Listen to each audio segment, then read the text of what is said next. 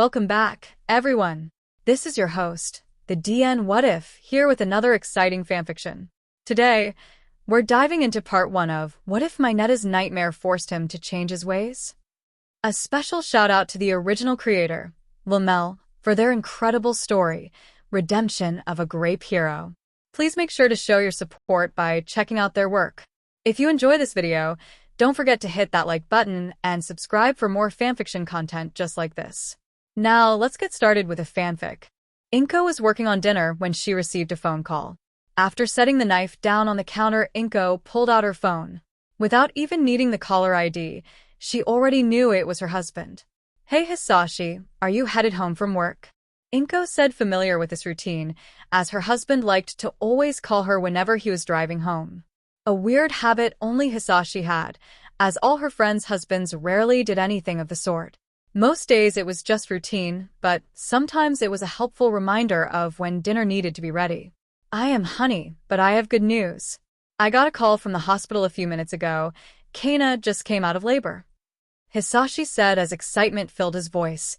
"Our nephew was just born." Inko froze as the news entered her mind.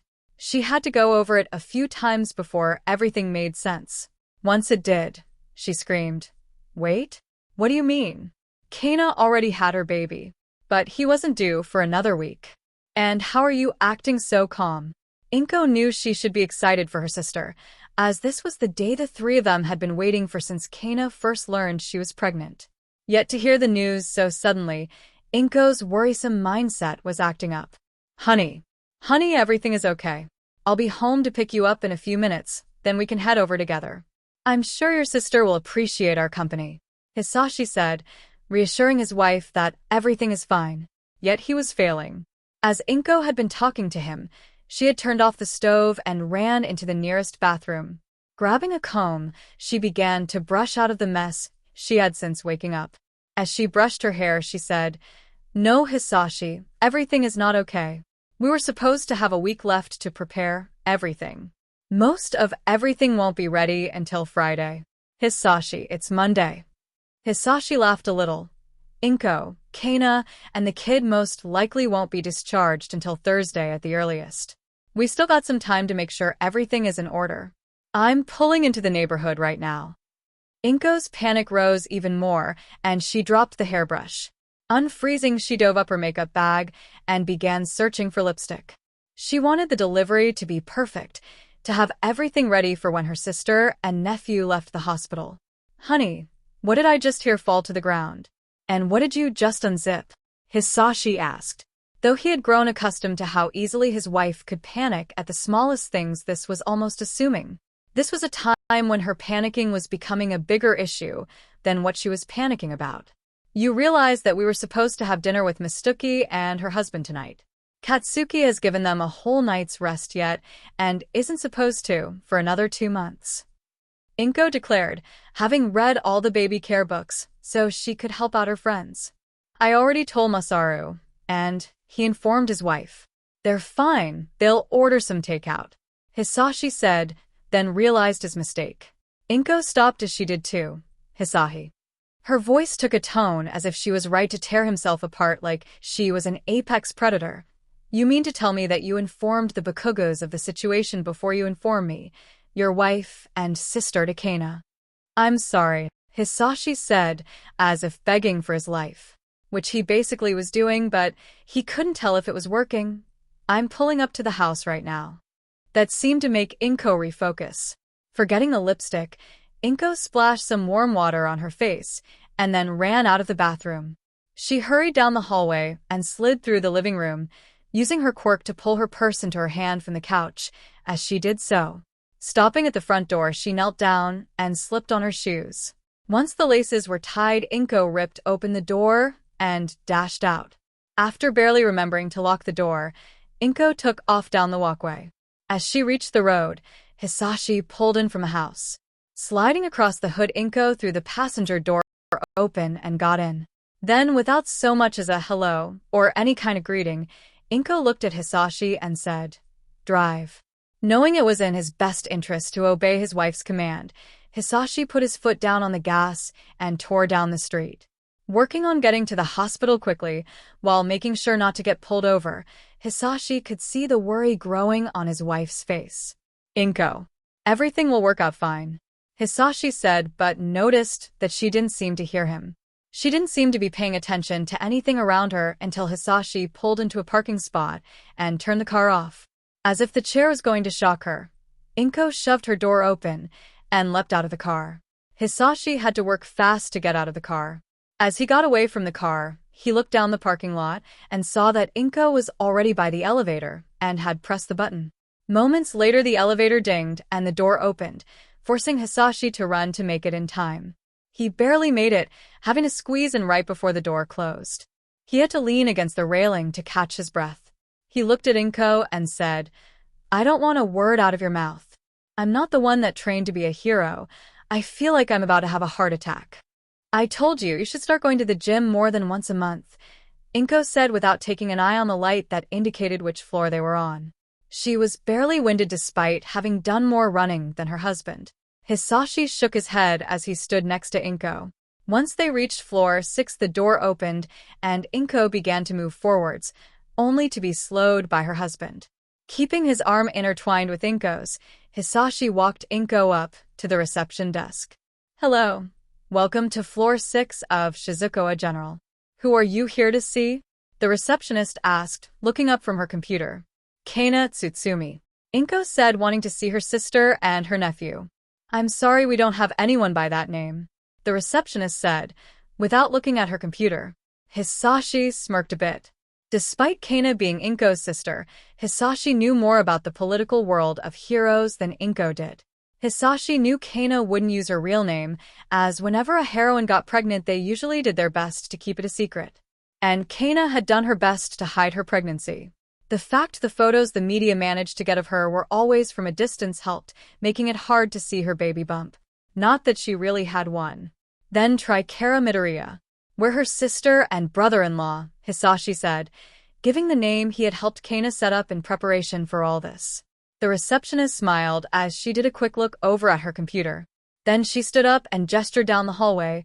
"She's in room 628. Please be quiet. She hasn't had much time to recover." "Thank you," Hisashi said with a nod, then pulled Inko away from the desk. As they walked down the hallway, Inko's demeanor changed. "Hisashi, are we ready for the responsibility?" Inko asked, hugging herself. Hisashi stopped, then turned around and said, "Nope, let's go home. I'm sure your sister will be fine."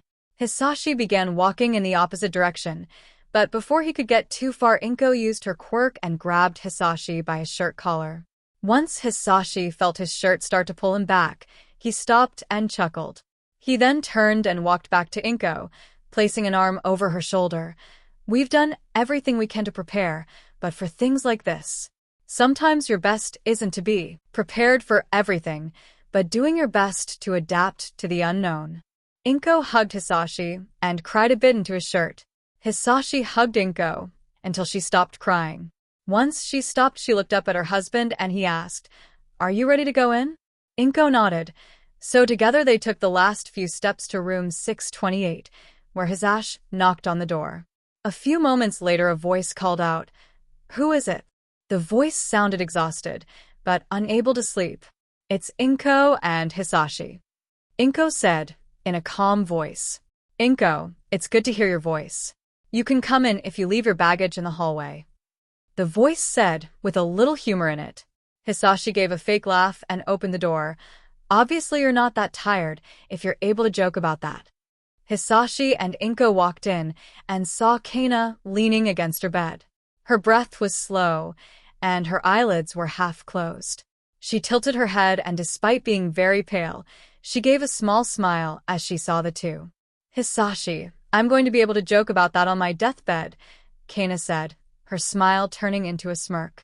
"Come on, you two. Let's not go there right now," Inko said, as she walked over and gave Kana a little hug. "It's good to see you again. How is everything?" Kana nodded her head over to a small tub that had a blanket poking over the edge. "I was barely in labor for an hour. It seemed like the little sucker wanted to come out," Kana said, then noticed the worry on her sister's face. "Inko, he's fine. Despite being a week early, the doctor gave him a clean bill of health.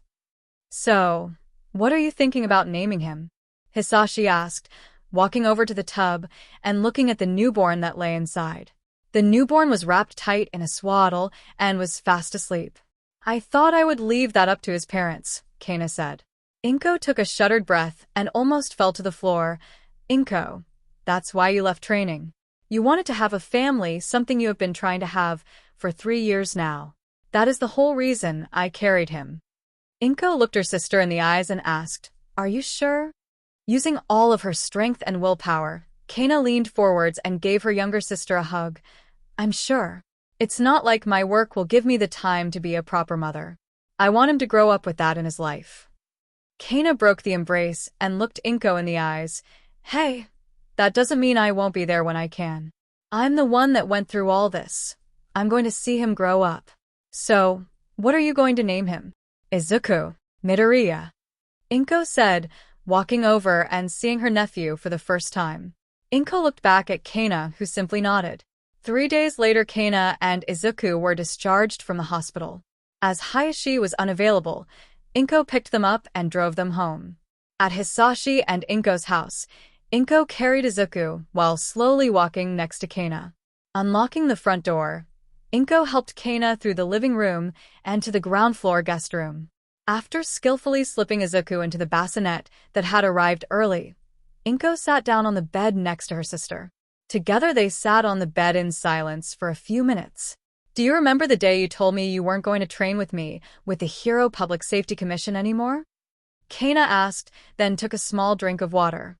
"Yeah. At first you seemed disappointed, but then you smiled and gave me a hug. You told me that I should follow my own path, no matter how different it was from yours," Inko said, looking at her sister. Kana nodded and looked like she wanted to say something, but didn't. Instead, she chose to say, "You seemed so happy. I never saw you smile as brightly as when you talked about Hisashi. I hope you two will always know how much I love seeing you together, despite how often Hisashi and I butt heads." "I know you do," Inko said, giving Kana a mischievous grin. Kana chuckled and lightly punched her sister in the arm. Over the coming months, Kana worked herself back into top shape to go back to being a pro hero. Once she returned, she held a press conference telling everyone that she had a family issue that took all of her attention. As Izuku grew, Kana visited him and her sister as much as she could. However, with her agency only 2 cities away, her visits were not as often as she wanted to be, becoming less and less frequent as she got back into being Lady Nagant and the HPSC giving her more missions. Yet she tried her hardest to see her son, but that all stopped one day. On that one fateful day, when the world she had disillusioned herself with shattered with a single gunshot. Izuku was 4 years old when it happened. His mother Inko was taking him to the local park to start the weekend off right. As they walked into the general area of the park, Inko's phone went off. Inko pulled her phone out and saw she was getting a call from Kana. Curious about what her sister might want to talk about, Inko answered the call and held the phone up to her ear. However, before she could say a word, Kana yelled, "Inko, thank God you picked up." "What's wrong, Kana? Why are you calling?"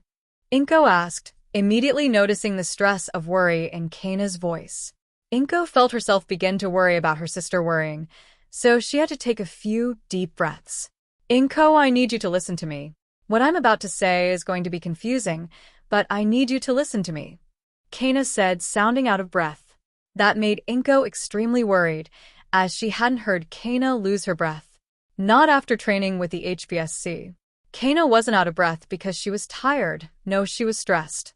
Inko could feel herself start using the training she got alongside Kana on how to deal with stressful situations. "Alright, what do you need to tell me? You're going to see my hero name in the news in the coming days. It will probably be about a fight I had between some other pro heroes. Just know that whatever they say isn't the truth," Kana said in an anxious tone as the wind rushed by, making it hard for Inko to hear her sister. "Then what is the truth?" Inko asked, hearing gravel being moved from Kana's end of the call. That told Inko that her sister was being chased, but from who and why? "Is that Aunt Kana?" Izuku asked, tugging on Inko's pant leg. "It is honey. We're in a serious conversation right now, and she needs to tell me something," Inko said, then just heard Kana sigh a sad breath of air. "What is the truth, Kana?" "I'm sorry, but it's better if you don't know the whole story. Just now I'm going somewhere, and I'm gone for a while," Kana said. Inko's mind deciphered the code, as Kana was going to get arrested. "My God, Kana, what did you do?" Inko asked, looking around as if someone was hunting her and Izuku.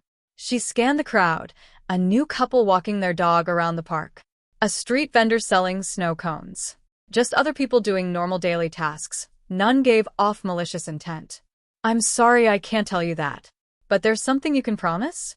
Do you know how we talked about the future when Izuku starts to ask specific kinds of questions? Do you remember that conversation?" Kana asked as she caught her breath. "I do," Inko asked, grabbing Izuku's hand and pulling him over to a park bench. Her eyes are still scanning the crowd around her. A few new people had shown up, but still, none seemed to have the intent to harm Inko or Izuku. "You remember how we would bring up our situation and explain the truth to him? About everything," Kana said. Her voice was still stressed, but it seemed to be calming down a bit.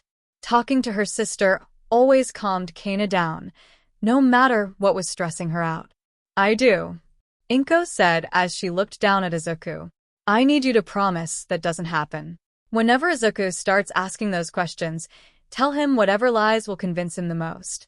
Anything but the truth. It would be best if he knows.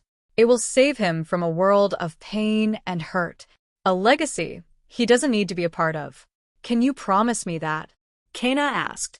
Inko took in a sharp breath and then asked, "Why? Why are you asking me to do all that? I know right now that this all sounds confusing, but when you hear the lies of the media, you'll start to understand.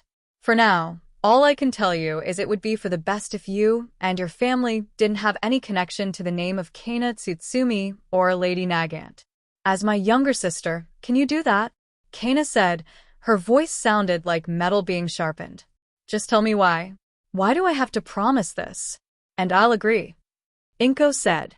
Yet Kana didn't answer for a bit. Inko could feel her heart rate skyrocket as she waited for her older sister to answer. Inko looked around the crowd. It was clear her sister was hunting. Maybe she was too. Their relationship wasn't publicly known. Only those from their childhood knew Kana and Inko were sisters. Inko never really wanted to become a hero. That's why she married Hisashi and quickly told his last name. She just wasn't meant for the limelight, but both sisters loved each other too much just to leave each other behind. Finally, Kana answered Inko's request. Just a single sentence. "I'm sorry I won't be around, lil sis, but we trusted the wrong people." Inko's world shattered as she heard her sister say those words, then to hear the phone call disconnect. Her sister was being hunted by someone from their past. Someone they had once trusted, and if they were hunting Kana, chances were they would start to hunt Inko and her family. Inko looked down at Izuku, Kana's son, the little boy who she was given to protect from the world. She wasn't going to let him be hunted too. Over the next year, Inko kept her promise and never mentioned her sister or her pro-hero persona. After seeing the new broadcast and seeing that Lady Nagant had been arrested for killing 2 pro-heroes, Inko understood why Kana didn't want Izuku to learn the truth. Her sister had been branded as a terrorist and an S-grade villain. If people knew that she was Lady Nagant's sister or Izuku was her biological son, they would view them differently. Inko didn't want to have that on Izuku's consciousness. It would make him question who he truly was. With Hisashi's connections, it was easy to erase Inko's connection to her sister. Her having Hisashi's last name and Izuku being born under the Midoriya name streamlined everything. But that was never going to be the easy part. Izuku was a smart kid, and when he realized how different his quirk was from Inko and Hisahi's quirk, he would begin to ask questions. At first, it was easy to answer Izuku's question about where Aunt Kana was and why she wasn't visiting anymore. A simple lie of how she was too busy to visit was enough to satisfy Izuku's curiosity, but Inko knew that wasn't going to last for very long. She worked every day to mentally prepare herself for the day she had to tell the biggest lie in her life. Inko thought she was ready for that day, but when it happened, she wasn't. It had started out like any other day with Inko waking Izuku up for kindergarten. Izuku was slowly waking up, brushing his purple hair out of his face. After a few minutes, he was awake enough to get out of bed and get dressed. Walking down the hallway, Izuku began scratching his right arm. When Inko noticed, she asked, "Is there something wrong with your arm, Izuku?" Izuku continued to scratch his arm. "It feels sore and itchy." "Oh, you just probably slept on it weird. It can happen to anyone. Let's focus on breakfast and getting you to school," Inko said in a lullaby tone of voice she used whenever she wanted Izuku to do something without arguing. Despite the constant tingly feeling in his arm, Izuku focused on his and his mother's routine to get him ready for school. After a quick breakfast and brushing of teeth, Inko drove Izuku to kindergarten. Walking him up to the front door, Inko noticed that Izuku was still scratching his arm. "Is your arm still sore, honey?" Inko said, crouching to be at eye level with her son. "Yeah, but it's not as bad as it was before," Izuku said, putting on a cute tough guy face. This caused Inko to laugh and hug Izuku. "Well, try not to think about it too much. If it still feels weird after school, we'll take it to the doctor and see what's wrong with it," Inko said. Izuku nodded, then walked into school. Throughout the day, Izuku did his best to ignore how sore and irritated his arm was. Yet the feeling only got stronger and stronger through the day, until after lunch, when everyone headed outside to play in the yard. At that point, Izuku couldn't withstand the feeling in his arm anymore. Once he was outside, he stepped aside and attacked his arm. Yet the feeling never went away, even after his arm was red. As he continued to scratch his arm, he watched as the other kids kicked a ball around. They were enjoying themselves until Izuku's best friend Katsuki Bakugo got a hold of the ball and accidentally kicked it a little too hard. It bounded out of the play set and ricocheted into a nearby tree. All the kids walked over to the tree and took turns jumping up and trying to knock the ball out of the tree. "Maybe we should get one of the teachers to help," a kid suggested as another kid attempted and failed to retrieve the ball. None of them were getting close. "Nah, we don't need their help," Bakugo said confidently, as he was the only one that was even getting remotely close to the branch that the ball was resting in, though he was still a good few centimeters away. "But none of us can jump high enough to get it," another kid pointed out. Izuku pushed himself off of the building and began walking over, thinking he could help. Bakugo noticed Izuku and smiled, as despite being one of the shorter students, Izuku was the most athletic. "Why don't we let Izuku give it a try? He's sure to get it down, and then we won't have to ask the adults for help." Izuku looked up at the tree. He was a good jumper, but even then, he didn't think he would be able to reach up that high. "I don't know, Kaken. I agree with the others. It would be better to get one of the teachers. Besides, why don't you use your quirk to knock it down?" Izuku said, looking at his best friend. Bakugo scoffed and said, "Yeah, then I'll get in trouble for using my quirks. I guess you're just afraid that you can't jump that high." Izuku knew that Bakugo was just baiting him, and honestly, he didn't care. To Izuku, it was Bakugo's way of saying that he really thought Izuku would be able to do it. Izuku judged the height he would have to jump again, then said, "I guess it won't hurt to try. But if I can't get it, then we should ask one of the teachers to get it for us." All the kids nodded in agreement, while Bakugo just clicked his tongue at how easily Izuku could make people agree with him. Izuku backed up a bit to get a running start, signaling to everyone to give him a clear path. Once everyone had taken a big step away from the tree, then Izuku took off. As he got close to the tree, he pulled his arms back and then swung them up as he launched himself upwards. As he rose up through the air, he reached his hands up, aiming for the ball. As he began to reach the apex of his jump, it looked like he would be able to get the ball. But as it turned out, he was still a few millimeters too short. As he began to fall, he tried to force his arm to stretch off, to knock the ball out of the tree. Suddenly, his right arm screamed out in pain, and steam started to appear around it. Izuku felt his right forearm expand and bugled, increasing in size, while his hand stretched out in length as it became narrow. His hand shot out, knocking the ball from the tree. Together, Izuku and the ball fell to the ground. As Izuku landed, he fell to his knees, holding his right arm tight against his chest. Pain exploded through his arm, just to disappear, only then to reappear. As he held his transformed arm against his chest, the pain began to slowly decrease. At that moment, the principal of the school noticed all the kids standing by the tree. As she walked over, she asked, "Is everything all right?" The kids looked at Izuku, watching as his dark purple hair began to change. It was no longer a single color. Patches and strips of green were spread through Izuku's hair. Bakugo looked at Principal Nozomi and said, "I think Izuku just got his quirk." Being an old friend of Inko from the middle, Principal Aniko Nozomi knew Inko and Kana. They had both been bridesmaids at Inko and Hisahi's wedding, meaning she was one of the few people Inko told about Izuku's situation. Knowing that it needed to be kept a secret, Principal Nozomi quickly knelt down in front of Izuku and whispered, "Midoriya, I need to see your arm." Izuku slowly nodded and revealed his hand to her. While Inko and Kana always believed Izuku would inherit Kana's quirk, there was a small chance Izuku inherited the quirk of whoever his father was. If he had, then life for him would have been much simpler, going forever. Yet once Principal Nozomi saw Izuku's right arm, she knew that no one else could see it. "Izuku, can you transform it back?" she whispered. Izuku shook his head. The feeling in his arm was completely new and he couldn't control it. Principal Nozomi knew she needed to act fast, so she slipped her suit jacket off and put it over Izuku. Then she looked to Bakugo and said, "Can you please inform Mr. Bashira that he'll need to come out? I need to take Midoriya to my office." Bakugo nodded and took off while Principal Nozomi helped Izuku to his feet. She walked him through the yard and inside the building. Quickly walking through the schoolhouse to her office, Principal Nozomi locked the door as she and Izuku were in.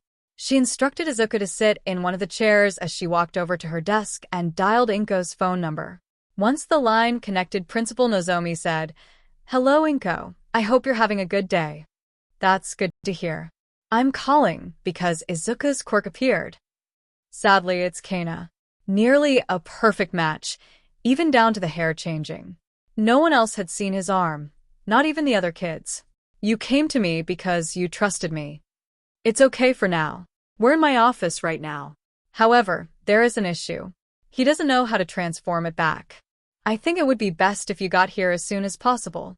I won't be able to hold him in my office all day without some questions being asked." Principal Nozomi was quiet for a second, then said, "Okay, I'll let the front desk know. See you in a few." She ended the phone call and then walked over to Izuku.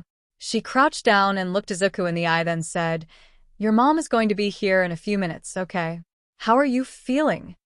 Izuku suddenly smirked for some reason, then held out his left hand and said, "I know how my arm was so itchy."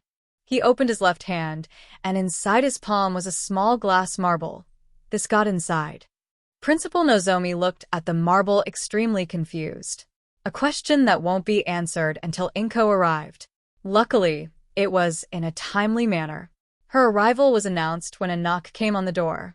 Principal Nozomi walked over and opened the door. She hustled Inko inside, then closed and locked the door.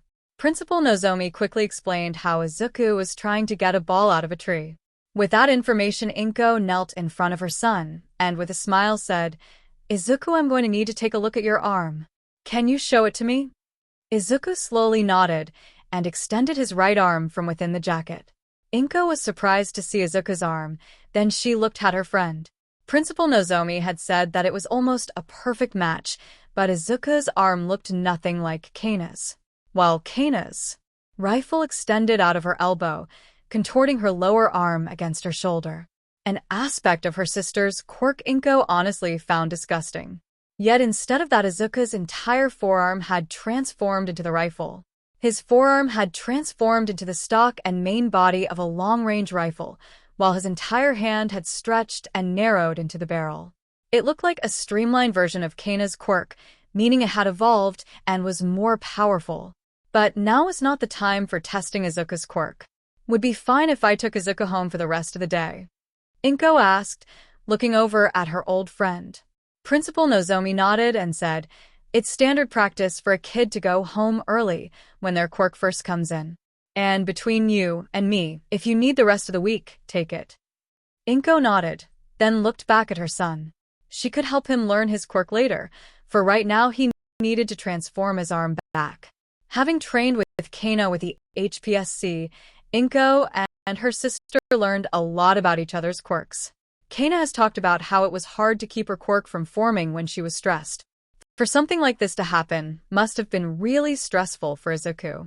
Using the only method Inko and Kana used to calm each other down, Inko gently pressed her index finger against Izuku's chest and said, "Izuku, I want you to close your eyes and breathe slowly as you listen to my voice." Izuku nodded and closed his eyes. Emotion starts in the heart, the core of a person's soul. It flows through the lungs and swells with power. Inko traced her finger down to Izuku's midsection, then it flows through veins and moves the body. Inko brought her finger back up Izuku's chest and towards a shoulder. It goes from a person's feet to the end of the hand. Inko's finger slowly went to Izuku's shoulder, then down his arm.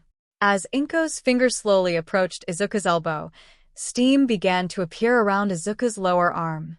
His arm slowly transformed back into a normal arm as Inko's finger traveled down, ending by slipping off of Izuku's middle finger. Izuku took a deep breath and felt his entire body relax. "Everything is going to be okay, sweetie," Inko said, wrapping Izuku in a tight hug. They continued to hug each other for a few minutes. After they were done, Inko gave her friend her jacket back and thanked her. Inko walked Izuku out to the car, and together they went home.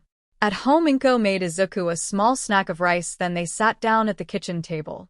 As Izuku slowly ate his rice, he looked at his mother and asked, "Why weren't others allowed to see my quirk? Is there something wrong with it?" Inko wanted to kick herself for her luck. Of course, Izuku would ask the question that got to the heart of the issue. Inko had to think of something quickly, then her eyes fell on Izuku's All Might shirt. A lie that would be believed and easy to remember formed in her mind. "Izuku, you know how the world is protected by All Might," Inko began, and Izuku nodded his head. Well, it wasn't always like that. Bad people were hidden in the world's shadows and they craved power. Imagine if someone bad got a hold of All Might when he was young and taught him to hate the world. Izuku shook his head and said, No, I want to." Inko panicked and hugged Izuku. "It's okay, the world isn't like that, but I worry about you a lot. Your father and I have always known you would have a powerful quirk, but you're gonna have to learn how to control it, to use it to protect others. But until then, it's best not everyone knew about your quirk. Can you do that for me?" Inko asked, holding back a grimace. She knew that probably wasn't the best way to explain everything, but she couldn't take back anything she said. This was the lie she was going to have to live with for her life. Izuku thought about it for a second. The world was filled with powerful quirks, heroes that used them to protect others. What would happen if one of those heroes was raised to be a villain? How different would the world be? If he had a powerful and amazing quirk, then he needed to choose the path of hero. But there was one thing he wanted to do. "Can I at least show it to Kaken?" Inko had to stop herself from bursting out laughing. Of all the things Izuku was going to say, asking to share his quirk with his best friends should have been the first thing she expected to hear. She gave a light chuckle, then rubbed Izuku's hair. "How about you learn how to control your quirk before you show it Katsuki, okay?" Izuku nodded with an understanding of his mother's words. Izuku spent the rest of the day playing in his room while Inko figured out how to test her son on how to use his quirk without making her seem too knowledgeable. It began with taking Inko's offer to take the rest of the week off. The next day, Inko began teaching Izuku to control his quirk. It started with Izuku learning just what his quirk was. Inko explained to him that his quirk allowed him to transform his right arm into a long-range rifle with the ability to fire a bullet. Inko worked with Izuku to learn how to control his quirk's transformation and only be active when he wanted it to. Something Izuku picked up unnaturally quickly and had a good handle on by the time Inko served lunch. Inko spent the afternoon subtly giving clues that Izuku was supposed to use his dual-colored hair to weave bullets to use. By the time dinner rolled around, Inko was about to spell everything out for her son, but as he sat down, he brushed some hair out of his face. He commented how his hair somehow weaved in on itself. It took Izuku a bit more for him to figure out how to weave his hair into a bullet. He needed to twirl it around his finger a couple of times. Once he figured it out, he slipped the bullet through the small opening that was on the side of his forearm. Izuku felt the bullet slip into place, and he excitedly jumped out of his chair and pointed his arm at the wall. Without much of a warning, Izuku flexed his arm, and a gunshot rang through the house. Izuku! Inko screamed as she reached out and grabbed the speeding bullet with her quirk. The bullet glowed green as it slowed down, then stopped in midair. The next moment it flew straight into Inko's outstretched hand. As the bullet landed in her hand, Inko had to catch her breath. That was a use of her quirk she hadn't used in a long time. She flashed a stern look at Izuku, then in a calm voice said, "All right, rule number 1. No firing your quirk inside." "Sorry, Mom," Izuku said, transforming his arm back into its normal form. Inko sighed as she walked over to hug Izuku and say, "It's okay, honey. When I first figured out my quirk, I wanted to see what I could do with it. I accidentally pulled a hot piece of metal into my hand. Let's just be careful of how we use our quirks." Izuku nodded as he hugged his mother back. Inko and Izuku spent the evening resting from working on Izuku's quirk. Once the sun went down together, Izuku went to bed while Inko went looking through her closet for a vanilla folder. Once she found what she was looking for, she pulled out a vanilla folder that had Project Velocity stamped on the front.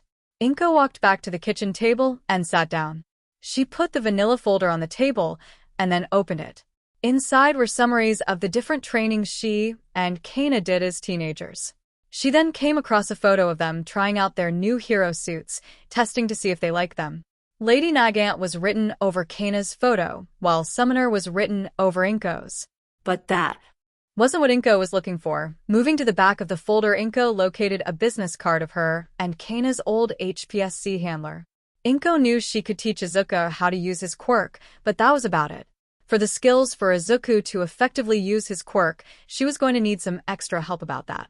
Depending on what point you looked at Fumiko Mario's career, you could easily call it a complete success or an utter failure. When he first joined the Hero Public Safety Public Commission right out of high school, he was looking for a job to help through college.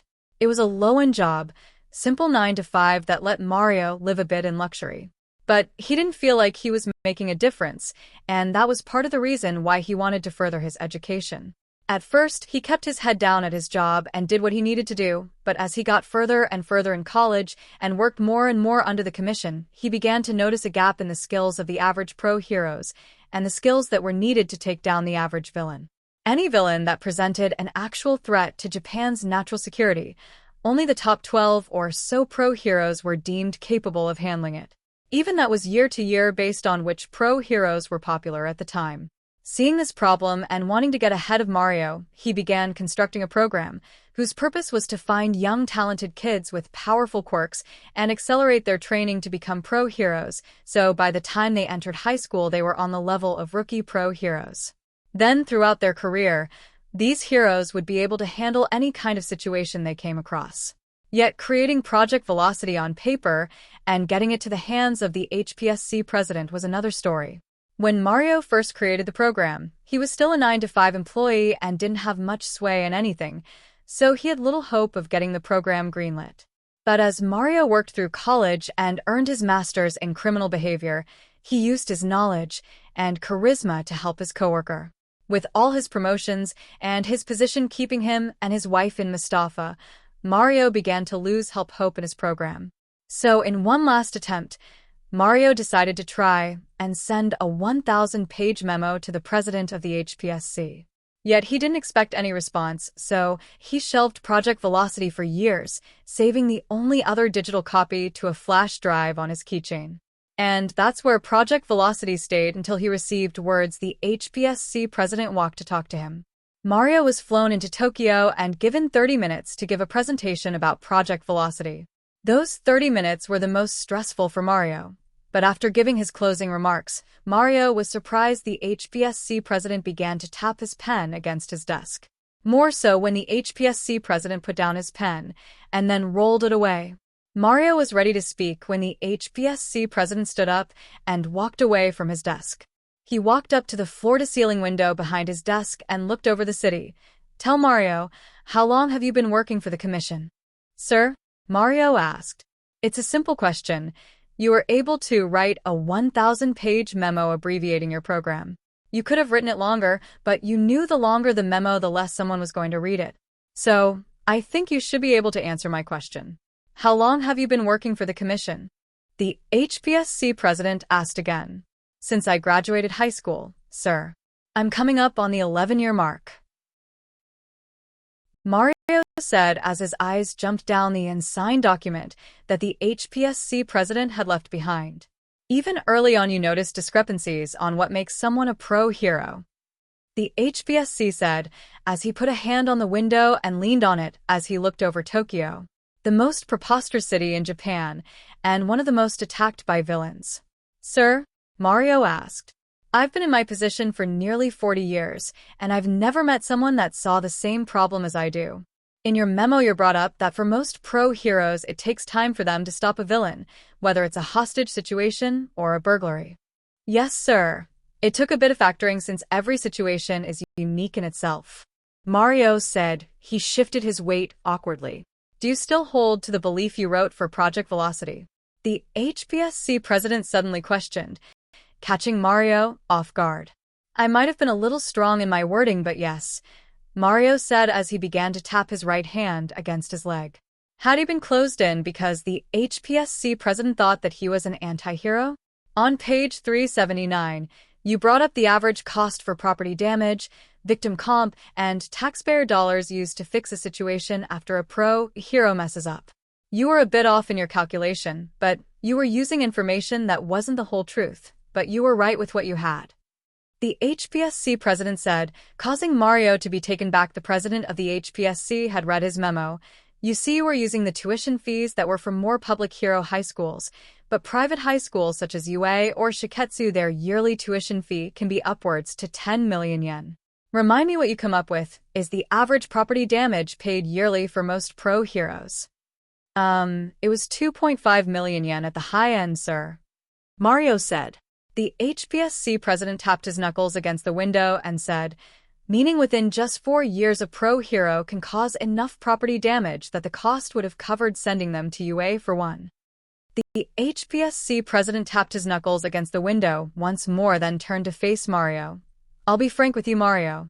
The quality of heroes has fallen over the years. In the beginning, it was people fighting for quirk's rights to protect their families and nation. Nowadays, most become heroes for fame and fortune, and it shows. Every year, the commission is having to pay more and more for property damage. And 7 out of 10 times property damage is caused by pro-heroes, and the 3 it's because the villain was able to run away. Just yesterday, one of those instant villains was able to run around because the heroes weren't up to the task. They didn't have the skill. You see, the new generation of pro-heroes, they don't think they want to be better, faster, stronger, more popular. They only care about their next paycheck, so when they're faced with a challenge that's beyond their level, they think they can still win, but then they make mistakes. And who has to pay for it? Certainly not the pro-heroes. They've only painted in a good light because they stopped the villain. Definitely not the hero school, the ones that failed in training and preparing new hero students for the jobs. No, it's the commission because it was formed to oversee pro-heroes. We have to pay for their failure, for their unpreparedness.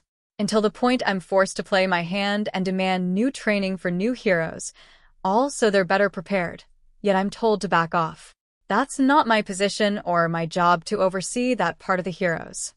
Sir, Mario said as the HPSC president was staring at him so hard his very soul was starting to shake. The HPSC president took a breath and said, I'm tired of being handed faulty heroes, having to pay for everyone's mistakes. And when I try to fix the problem, I'm barred. I'm done with political and democratic processes. I'm ready to have the issue fixed and willing to use underhanded means to do so. So, we're going to attack the newer generations where they're vulnerable. I'm not following, sir. Mario said. Competition, new pro-heroes all want to be the most popular. It makes their paycheck bigger. And when quality drops at the top, it does so, at bottom, even more. So, Mario, I want you to train the best damn hero this world has ever seen. They'll be the most skilled, and when they become more popular, others will have to be better. They'll realize they have to train to be the best, not the most flashy or most charismatic, but the strongest and most skilled. They'll be able to handle any kind of villain that decides to stir up trouble. Sir, Project Velocity is greenlit, Mario said to make sure of what he was hearing. Yes, I signed off before you arrived. But understand, Mario, UA and other schools can't learn what your program is, or they will retaliate. They'll claim we're undermining the system, just because we're doing their job better than them. Project Velocity won't be off the books, but it will be so deep underground that no one you don't tell will ever learn about it. And this plan of ours will take time, but I'll be keeping an eye on everything. Both of our careers could be put on the line with this, so I expect some kind of result by the end of the year. Am I understood? Yes, sir. Mario was ecstatic. His life dream was coming true, and he had the chance to train a pro hero. A hero that would show the world what the #1 hero looked like. Once the meeting was over, Mario was given access to an old commission building that was used mainly for storage. He would have preferred the state-of-the-art faculty, but as the program was a secret, Mario was happy for any help. Mario spent the weekend looking over the building, and it did have potential.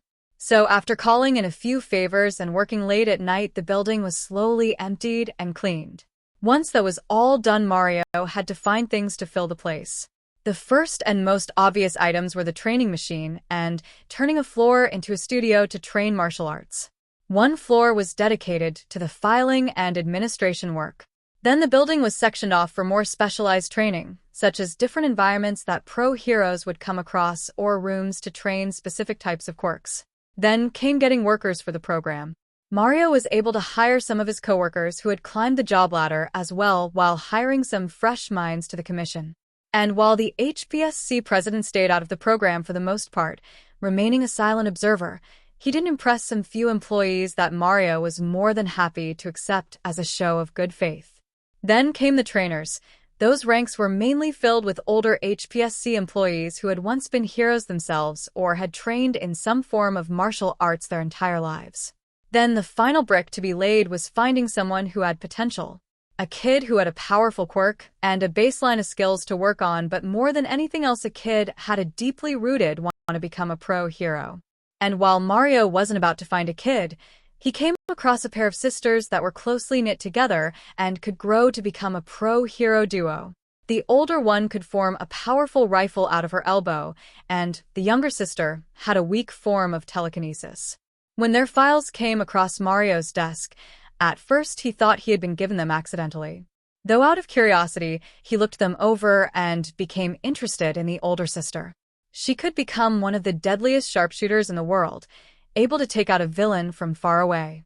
But then there is the younger sister, her quirk only allowing her to attract small objects to her, maybe useful to a rescue hero if the object were heavier. Mario kept the file in thought for a week, and once he found time, he met with the older sister.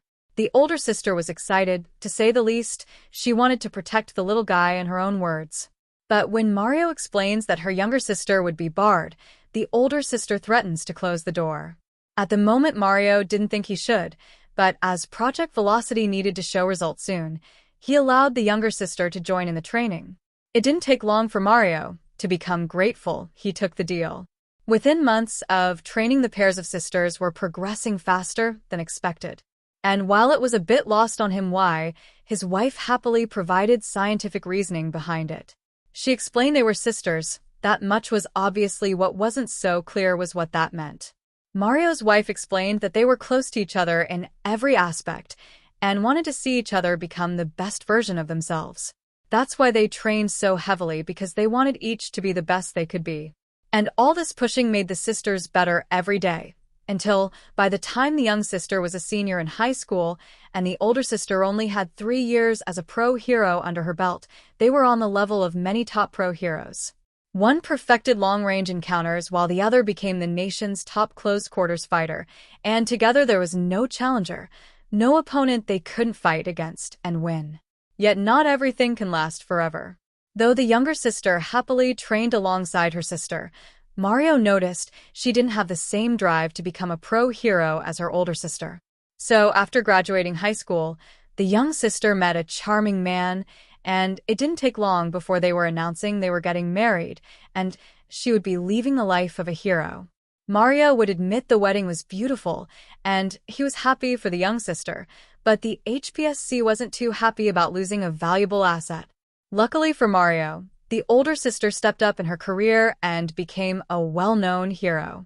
Her success in the Billboard and media proved Project Velocity was a success.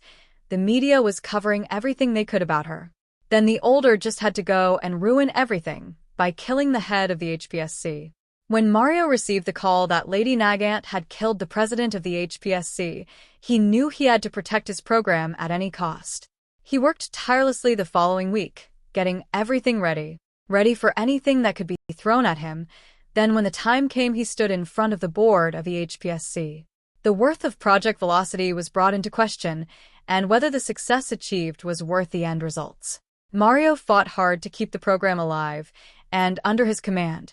It was a long 7 months, and in the end, Project Velocity was kept alive, but Mario had to hand control over to a council that was formed to oversee the program. While many wanted to see Mario barred from the commission, a deal was made that Mario would be kept on the program as an acting supervisor if, and only if he was able to find a suitable replacement for Lady Nagant by the year's end.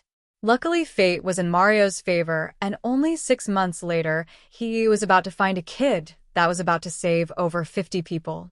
With his career riding on the line, Mario began to immediately train the kid and his quirk.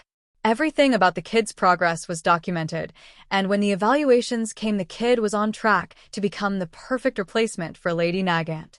Takami had even less skill coming into the program, but he was making more than enough headway to keep Project Velocity alive. Yet Mario knew how easily success could become undermined, so he made sure to keep Takami on pace. At Takami's year test, he blew all of his records out of the water. So much so that after Mario thanked his superiors, he told a member of his team to buy Takami a gift to keep him in high spirits. Mario then drove home to celebrate his newfound success alone, as his wife was at a conference in Tokyo. As soon as he got home, ordered his favorite takeout, and as he waited for the food to arrive, he searched his drink rack and found a bottle of Karuizawa Samurai 1-10. Returning to his dining room just as the food arrived, Mario was about to sit down and enjoy the success of his life's work. Or he planned to if it was not for his phone ringing. Groaning, he stood up from the table and walked up to his couch from his suit jacket. Maybe it was his wife calling, and Mario would be more than happy to talk to her after the long day he had. Yet after fishing his phone out, Mario saw that it was an unknown number. Damn it, Hinkito, this better not be you. That's your 7th phone in the past 4 months. Mario said, because who else would have his phone but their contact not be saved? He walked back to the table and then answered the phone. What is it, Hinkito? Good to hear that you haven't fired Hinkito yet. A voice came through. A voice that was the start of his downfall. A voice that he honestly didn't think he would hear ever again, nor did he want to. Hold on, if I'm going to talk with you, then I'm going to need a drink first, Mario said as he put the phone on the table, and he popped the cork on his drink. After pouring a small bit of alcohol and drinking it, Mario looked back at the phone. All right, who is this? I thought that's what the drink was for, Mario, sir. Inko said, her voice taking a light-hearted tone. She probably didn't like making this phone call any more than Mario liked getting it. They had gone on their separate paths a long time ago. Inko Midoriya, as I live and breathe. What could possibly possess you to call me after what you and your sister did to Project Velocity? Mario said as he poured himself another glass. It was a few moments before Inko spoke again. When she did, it was soft and controlled.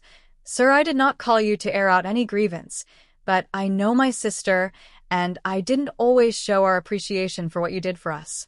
Me leaving the program at such a crucial time was wrong to do, and what my sister did by killing those other heroes. Everything you did for us, getting us out of that situation, training us to be heroes, I'm sorry everything ended the way it did.